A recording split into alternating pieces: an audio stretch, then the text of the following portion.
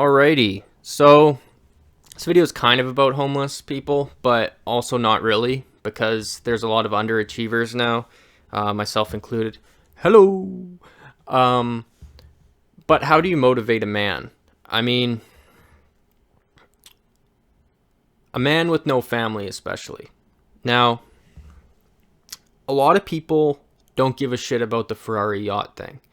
There's a lot of people that aren't Andrew Tate fans, and I mean, not just because of his views on women, but just because they don't give a shit about a Bugatti. They don't give a shit about a yacht. They want to live a simple life.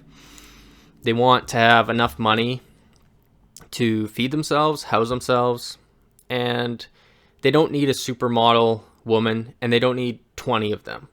They need, if you're going to rate a woman on their appearance, most men probably want a 7 out of 10, somebody who'll actually give a shit and listen to them. And you can tell them, oh, I had a troubled childhood, and they'll go, oh, I understand, but you got us, baby, and you go to work, and I'll always support and love you, because I'm a supporting person. That's what most people want. They don't want a yacht full of essentially prostitutes. That's not what most people want. And then there's people who want even less than that. There's people that really, all they want is a sleeping bag. They want to be outside. So what do you do with that? It's basically dissent. It's basically people that are dissenting from capitalism. They're essentially falling out of the system. They're protesting with their bodies. They're outdoor camping. They don't give a shit. And you could cut off welfare and they'll still be doing it. You can do whatever the fuck you want. You could send them to a work camp and they'll give some shitty ass work and you'll be paying for it. And then they'll just be laying about and it'd be basically slavery. So, I mean, like, you could do that. I mean, Vlad the Dragon of House Drakel of Transylvania, I mean, who Dracula was based on, he took all the beggars, he invited them to this grand dinner, all the cripples, all the hunchbacks, everyone with Down syndrome or whatever, and he took how many thousands of them, put them in a grand hall. He had his guards board up all the fucking windows and doors, set it on fire, killed everybody. He used to impale people through the ass, and then he would eat his breakfast with them slowly dying. Like, you can do that to people who aren't working, but I mean, do we really want to? Some people, yeah. Some people are sick in the head, but how do you motivate someone like that? I think maybe just basic respect can get some work out of some people. I mean, some hope to have a little bit better life, that they don't have to be wandering around the streets slowly turning into a hunchback because they're on pain pills and they walk fucking circles around the city all day with shoes with holes in them, and they're dragging bags and stuff, and some of them are shitting in diapers, some of them are just passed out. They're basically Kurt Cobaining themselves. They're basically using fentanyl with in mind that it's going to kill them eventually, and so what? Because there's no hope for them. They've typically been abused, but I mean, if you are at peace with the abuse and you're looking in the now and you have a goal and a dream and respect, I think people can overcome some things and they can participate. But I don't know how to get back on track. I'm not a leader. Well, I'm somewhat a leader in some situations, but at least I hope I see myself that way, because you want to play life like you're the main character. And I know a lot of people back in the day used to say, oh, do you think the world revolves around you? And now it's like, it's the 180. Now people are like, you're the non-player character. So it's almost like people are embracing that narcissism now. But I mean, you do have to look at yourself as the main character, and I'm trying to be a bit of a leader here. A leader of what? I don't know. A leader of myself, and then a content creator, I guess, and then what happens. But I think to solve this, maybe a shorter work week, maybe a universal basic income, more rental housing built. Not everyone wants a suburban house that they pay a mortgage on. Some people just want an apartment. People need to be housed. I don't know, with the addictions and the mental health, how you deal with that, whether you go to war with the cartels or whether you'd legalize a safe supply. I don't know how you do that. But the main point of this video is there's a lot of people who don't give a shit about gold rings. There's a lot of people that don't care about having this luxurious lifestyle that's basically plugged. It's the height of individualism that you can achieve this grand mansion with 20 women, and it's cool when you're a kid to think like that. It motivates 19, 20-year-olds pretty hard because you have the most testosterone in your fucking life when you're at that age, and you just want to fuck everything. And it keeps the ball rolling generation to generation. And then I think when people get a little bit older, their bones are brittle. They want social security, they want a retirement, they want pension. And then people are complaining about taxes and paying for things like that. I mean, I'm drifting into politics, but it's a complex issue, and we're having mass amounts of people dying because they don't need anything. They just want to be left alone. And I'm kind of in there somewhere. I mean, I just want to be respected, and I want to have a girlfriend and a simple life. I've been finding that I've been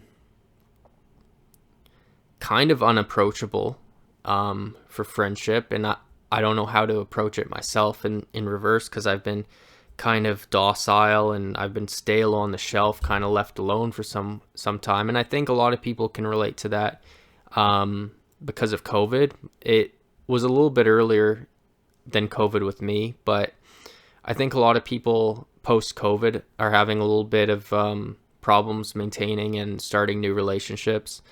And I'm not sure how I would even see myself going about that, because I've complained, and I hate complaining, but I've complained about that a lot on this channel. And part of it is I at least know this, that I can attempt a friendship, like to extend your hand and see if you get shot down and things like that. And I do that mostly with women, because that's kind of like I want a girlfriend more than a male friend. But I've been kind of institutionalized just to be alone. I've been kind of a hermit. I'm very used to being alone, and I'm kind of dissociated to the point where I'm writing journals, and I was hanging out with dogs, my two dogs that passed, and working, and I could have been working more as well, because if I was really working a lot and I had overtime pay, I might have been able to do a bit of like a maybe like an Andrew Tate thing and try that, but I don't believe in it. So it's just not me. Like, I don't want to be walking over people, using people as stepping stones. But I'm not a moral angel either. I have so much resentments that I'm holding on to that I don't know how to express properly, and I don't know how to get out of. But I don't want to be moving backwards either. I need to move forwards. I need to get more of some kind of fulfilling social life and job. I've been applying to unions and things like that. Maybe take a pay doc and then learn something from the ground up. Entry level things are a little bit harder to find now. And then how you kind of go about, maybe you don't get along with a coworker, maybe they don't want to hang out after work. The whole workplace is the family thing. I don't know. But I feel like if I drift backwards, I'm going to be on the street. And I don't want to be on the street. I've had an adolescence where I was on the street, and I would mainly walk around town with no destination, I'd usually end up in the gym or the library. Both of those things probably saved my life from the whole drug thing. Although I did have a problem with alcohol, and I was one of the problem kids. I would say kind of like my dad would call me a hoodlum. I mean, kind of like a latchkey kid type thing. I'd come home at like 3 a.m. when I was 12. I had my first tattoo when I was 13, which was illegal. I went to the bikers to do it. I bought my first Doberman with stolen money when I was in grade 8. Brought it home, didn't ask the parents. Like I was that kind of kid. And I don't want to go back to that. And I find going back to things that you've already overcome, you don't feel like you belong there. You've already explored it. So it's like I talked about boxing in the last video. I went back to boxing. It felt old. Already tried it. Already did it. Already explored this. Already did that with jiu-jitsu. Already did it with weightlifting. Although I need to stay with weightlifting to keep a little bit of healthy testosterone level. Not that I've done any drugs or anything, but just natural. And that's my original, that's my what is it, cornerstone, is to be in the gym lifting weights. Even though I'm like kind of spinning the wheels, not getting anywhere with the weightlifting. Like people, like I've had bodybuilding videos on this channel before and people go, haha, small. And it's like, well, probably, yeah, like I'm a smaller guy, but it's something. It's me trying. It's an effort. I have that. I don't want to stop that. But anyways, this totally drifted off because I was talking about like homeless people, but it does pertain to me, because I can definitely revert back to that kind of thing. And it's important to speak from experience. I'm kind of disgusted a little bit by people who are self-imposed experts who talk about things that they have no experience on. So if you're talking about people who are lost in life and you're lost in life, you have a little bit of say in that. And people would be like, well, why would you want to listen to someone who's lost in life? But I mean, people need to listen to other people's experiences. We're social animals. And I think, anyways, but yeah. So how do you address people that don't want anything? Like they don't want a mansion. They don't want 20 women. They just want to be with a dog. They just want to sleep. They just want to eat. They just want to be just a mellow person, like not hot, not cold. They just want to exist.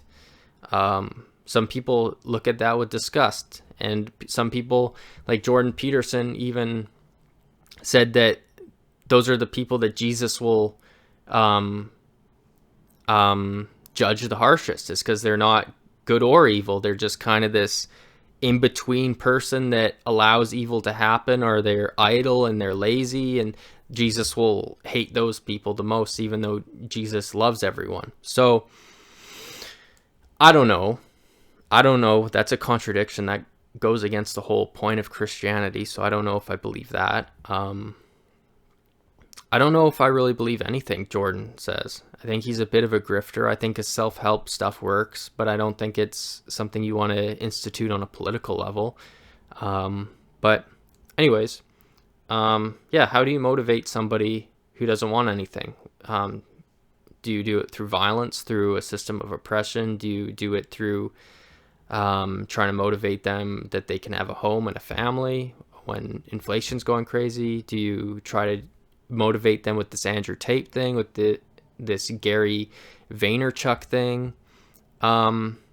There's people who don't have a passion in life. They just want to live their life. And the problem with that I see is the streets will eat you if you do that. If you get on the streets, you'll eventually wander into a circle that gets you hooked on drugs. You'll eventually turn into one of the hunchbacks. You'll eventually be abused. You'll have an organized crime group extorting you. You'll get turned out in jail. You have your shit pushed in. You'll end up in the woods. You won't get found. You will get fucked this shit up, man. That's the one downside to that. And that's a tragic and disgusting part of our society that will prey on people like this. And that's the unfortunate reality of it. So that's why you don't want to end up on the street. It's because it's a disgusting place to be. Okay, peace out.